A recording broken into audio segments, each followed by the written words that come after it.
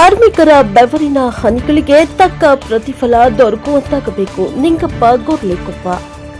ಕಾಯಕವೇ ಕೈಲಾಸ ಎಂಬ ಬಸವಣ್ಣನವರ ಮಾತಿನಂತೆ ದುಡಿಮೆಯನ್ನೇ ಬದುಕನ್ನಾಗಿಸಿಕೊಂಡ ಅಸಂಖ್ಯಾತ ಜೀವಿಗಳು ನಮ್ಮ ನಡುವೆ ಇವೆ.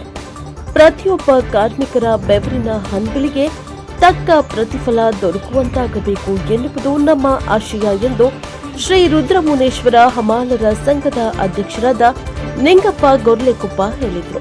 ಕೊಕ್ಕನೂರು ಪಟ್ಟಣದಲ್ಲಿ ಶ್ರೀ ರುದ್ರಮುನೇಶ್ವರ ಹಮಾಲರ ಸಂಘದ ವತಿಯಿಂದ ಮೇ 1ರಂದು ಶುಕ್ರವಾರದಂದು ಅಂತಾರಾಷ್ಟ್ರೀಯ ಕಾರ್ಮಿಕರ ದಿನಾಚರಣೆಯನ್ನ ನಿರ್ವಹಿಸಲಾಯಿತು.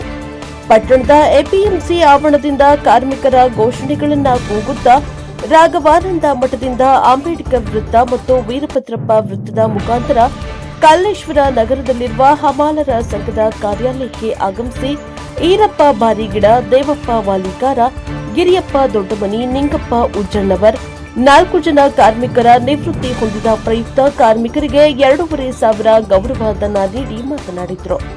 ದುಡಿಯುವ ಕೈಗಳಿಗೆ ಯೋಗ್ಯ ವೇತನ ಸಿಗಬೇಕು.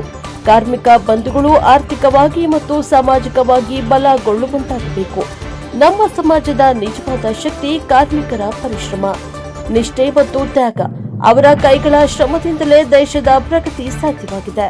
ಇಂದು ಕಾರ್ಮಿಕರ ಹಕ್ಕು, ಗೌರವ ಮತ್ತು ಸಾಧನೆಗಳನ್ನು ಸ್ಮರಿಸುವ ದಿನ. ಅವರ ಪರಿಶ್ರಮಕ್ಕೆ ನಮಸ್ಕಾರ ಸಲ್ಲಿಸಿ ಉತ್ತಮ ಭವಿಷ್ಯಕ್ಕಾಗಿ ಒಟ್ಟಾಗಿ ಹೆಜ್ಜೆ ಹಾಕೋಣ ಎಂದು ಕಾರ್ಮಿಕರಿಗೆ ಕರೆ ನೀಡಿದರು.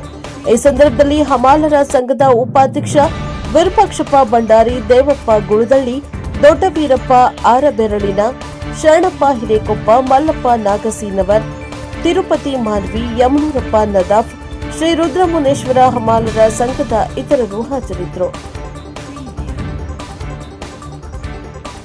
Bureau report Chennayya Hiremath, NKS TV4 Kokkanur.